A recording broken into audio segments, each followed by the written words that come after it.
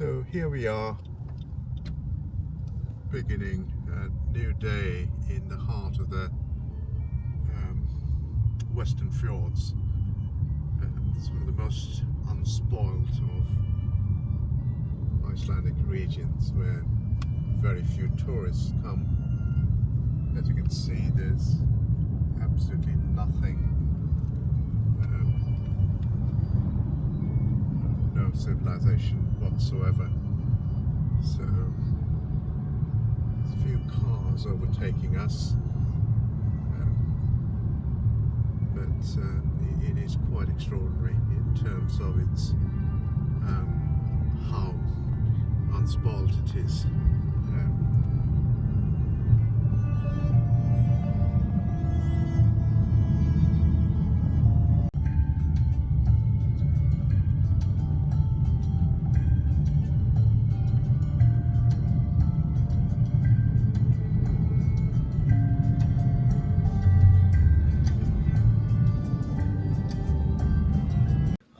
Hi, I'm Baldur Thor, and I work at the museum at Njótur in Patreksfjörður, Iceland, and I'm cooking for you guys a razorbill egg, which are picked at the cliffs, Latrabjarg.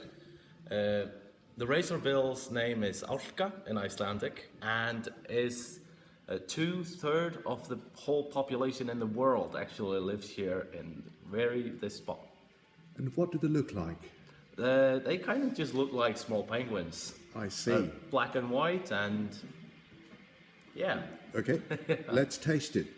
Thank you. All right, thank you. So, the egg, of course, comes from the razorbill, a bird that lives in the sea, hunts in the sea, and eats a whole lot of fish. So there might be just a wee fishy taste to it. And the egg white is not white, it's clear due to all the salt in the egg itself. Thank you very much. Now, Jane's going to do the tasting. All right. So I do it like this.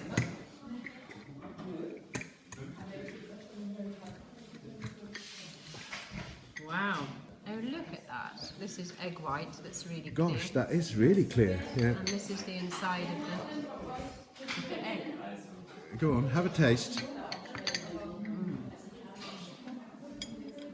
It's delicious. All right. It's delicious. Thank you. Wonderful. I love the shell. It's so speckledy. And this is the flatbread. Okay, another experience under our belt then.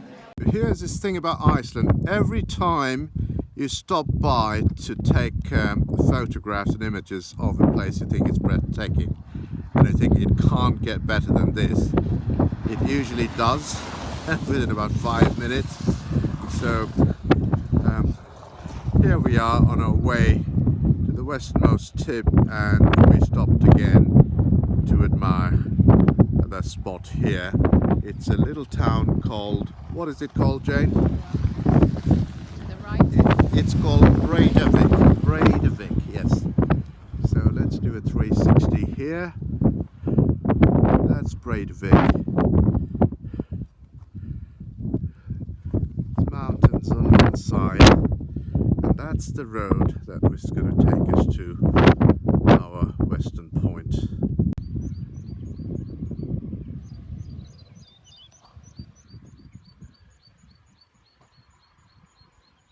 It's a dream.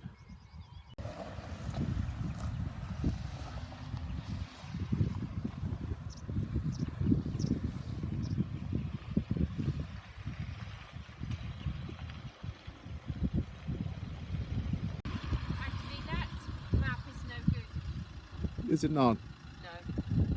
No. This is the sort of place where you feel time is forgotten, that someone's left about 100 years ago and never returned. There's even an American Navy plane which must have fallen off the sky and left rusting here, and what a dream. Cluster of houses, the sea beyond.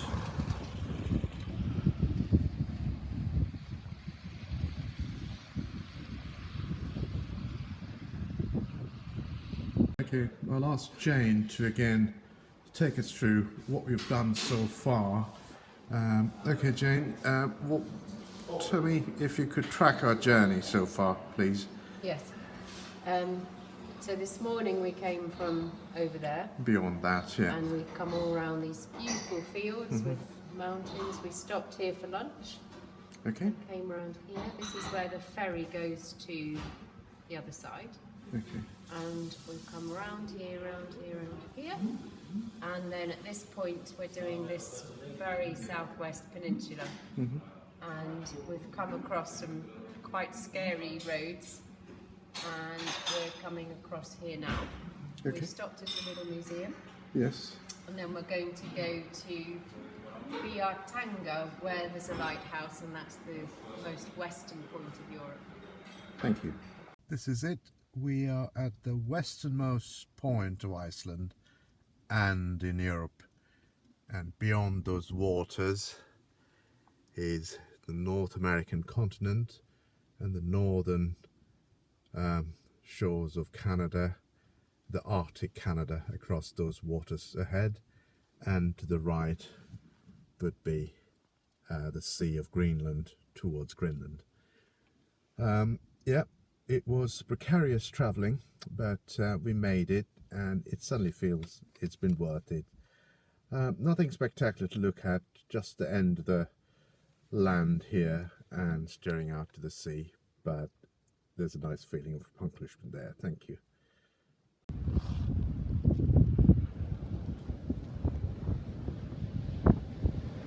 Hello Canada over there. Hello Greenland over here. And we travelled all day from that direction, and we're here. It's a pretty awesome feeling, I have to say.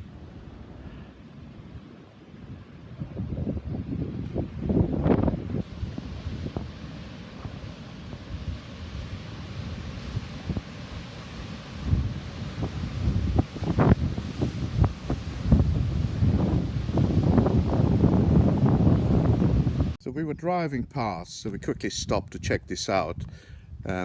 Curious as to what fresh fish is available here.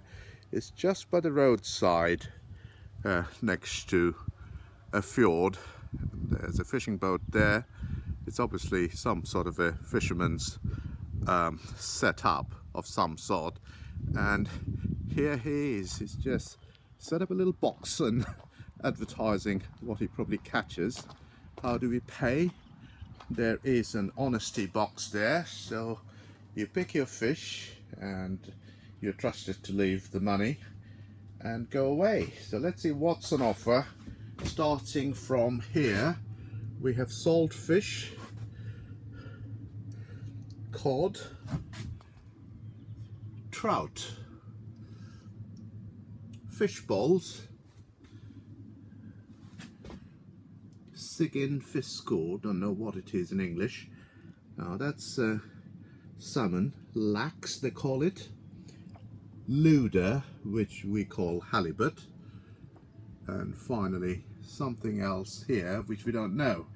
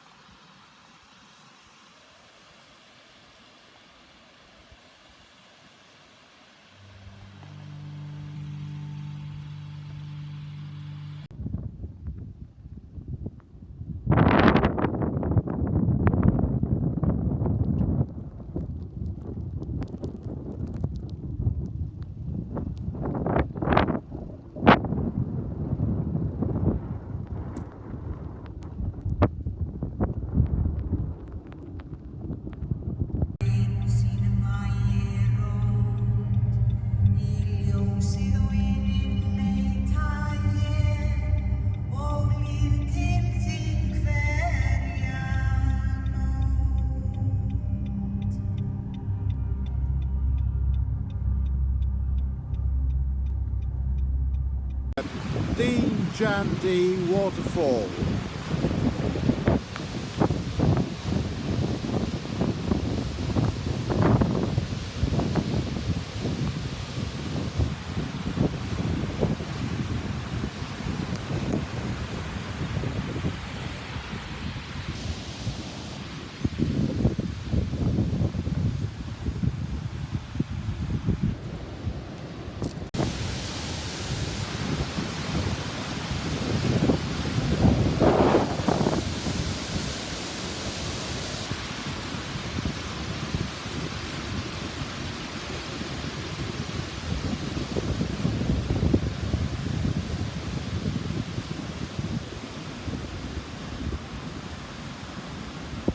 In a tiny hamlet. I don't even know what the name of it is. It suddenly becomes unimportant what the name is. But we're here.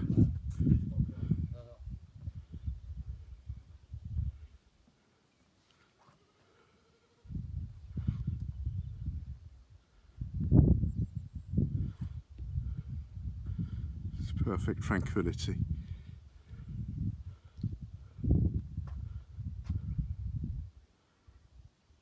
Hard to resist taking more and more of this. The more you take, you feel, you know, it can't be nothing better than this. And there's something else, and there's something else. It just never ends.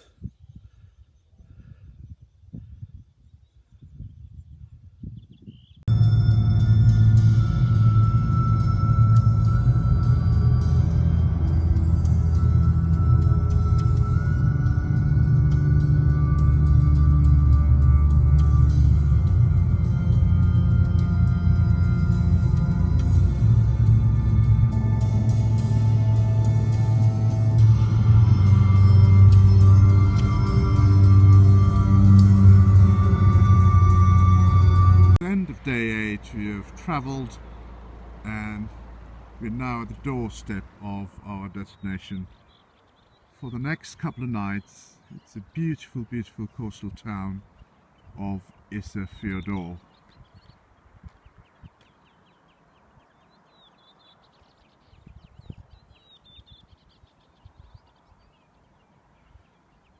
So we've got an apartment booked there and we are spending the next couple of nights in this dream of a place. More later.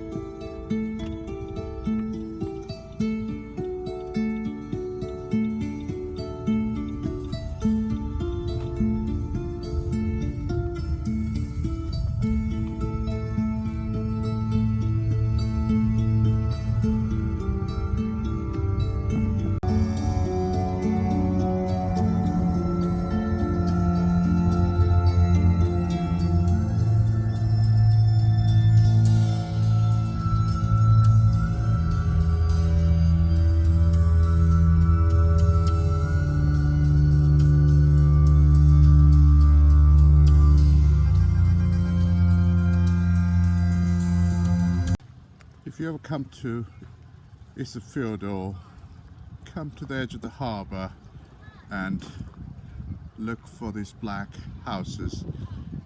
They're so unique, and I've been told that the origins of using black is a Norwegian concept, but I don't know how true it is.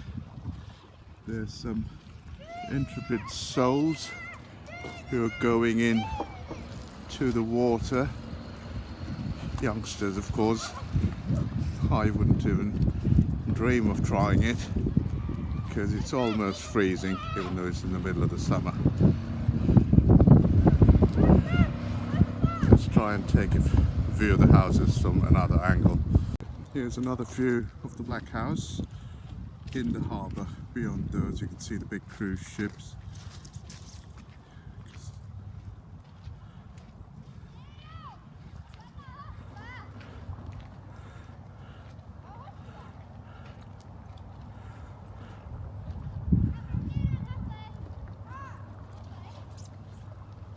And the happy souls doing what children do everywhere. Going past the Black House, it turns out that it is the Danish consulate in Isafjordur. How amazing is that? Now, have you seen a consular building like this anywhere else? So this is another beautiful building and another black house and a red house other side of the harbour. Jane points out she spotted somewhere where they weigh the fish, or they used to weigh the fish. How does this work then? So the weights go this end and the fish goes on there. Okay, so the weight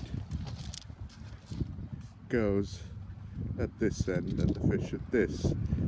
They probably have kept it for the sake of posterity, and I'm sure they're using far more modern and clever ways of doing it, but this is charming.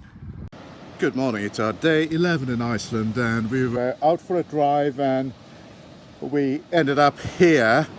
All over Iceland there are geothermal baths and pools in these incredible outdoor locations that anybody can just take their clothes off and have a dip in. It smells of sulfur, it's incredibly health-giving. So here we are, and another experience under our belt. Let's go in now. Well, look what we are looking at now, and we are having fun. What a view.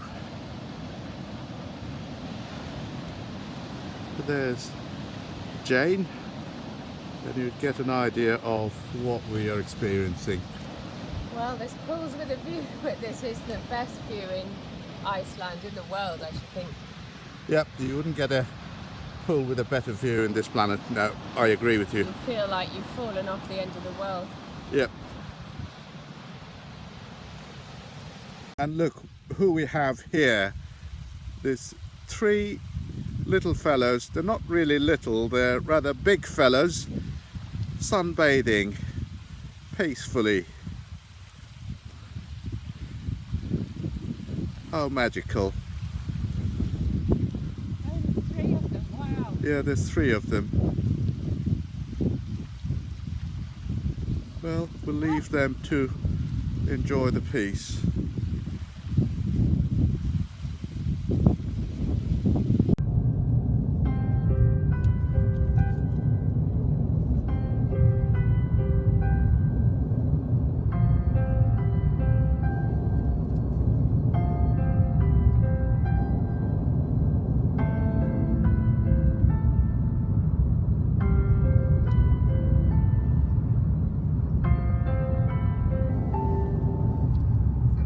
My video won't be complete without a shot of these gorgeous creatures that is part of the Icelandic landscape.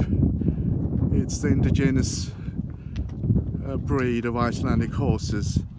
They're absolutely gorgeous to watch, and particularly in this magical backdrop. That's their home. Again, we stopped by as we were driving past, drawn by these beautiful animals, and this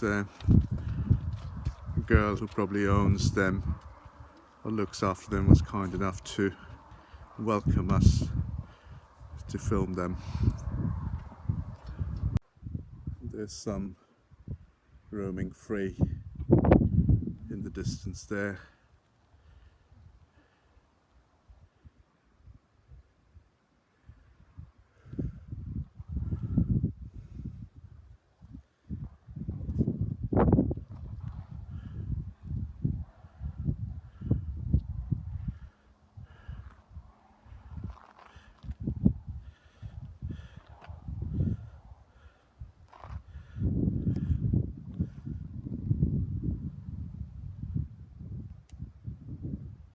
Well, I'm at a tiny bay called Driftwood-filled, and it's high in the Western Fjords, looking at an abandoned herring factory. When the herring ran out in the bay, unfortunately the factory had to be closed. And here is the ruins of the hull of a ship which must have run aground, you know, many years ago. It's a tiny little bay, and one of the many that's so typical of Iceland. And I have a little reason why I thought I'll record this place. Those of you who might be aware of the music of Sigur Rós, which is an Icelandic band, for which I'm a huge fan of and had been so for many years. They made a fabulous concert in this abandoned herring factory, and it's in the album called Heima. Sigur Rós had been a huge influence, in my life at a time. I was finding life a bit difficult, and it gave me a lot of comfort and joy. For those of you who haven't heard Sigur Rós, I would urge that you do taste a bit of their music. And through their music, Iceland was introduced to me. They make incredible videos, and they create incredible sounds, and it's definitely worth a listen to. Another view of the bay at Driftwood.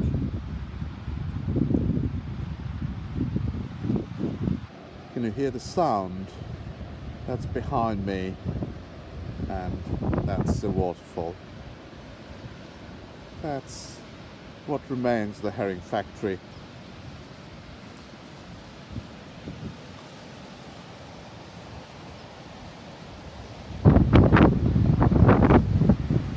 And blue skies today. It's probably not too difficult to answer the question, why I love Iceland. Of course, there's nature that is unparalleled. There's glaciers, volcanoes, waterfalls, fjords, and mountains, boundless sea, hot springs. There's incredible wildlife. And there's also its people, who are great artists, who are great musicians, who are great poets. And they're also extremely hardworking, modest, understated, and warm and friendly. But one thing, lots of places in the world has all of these things. But what makes Iceland that unique, and very unique, I say, is this sense of exquisite solitude and isolation it presents you with. Nowhere else you can experience this. I drove an hour and a half to get to this spot this morning, and I can honestly tell you, I didn't even cross a single car. So that's what makes it special. So I hope you'd visit, and you'd visit soon, and you will stay and savor all this, just as I have done. I will speak to you soon, and thank you for sharing the journey with me, and God bless you, and it's goodbye from me from Iceland.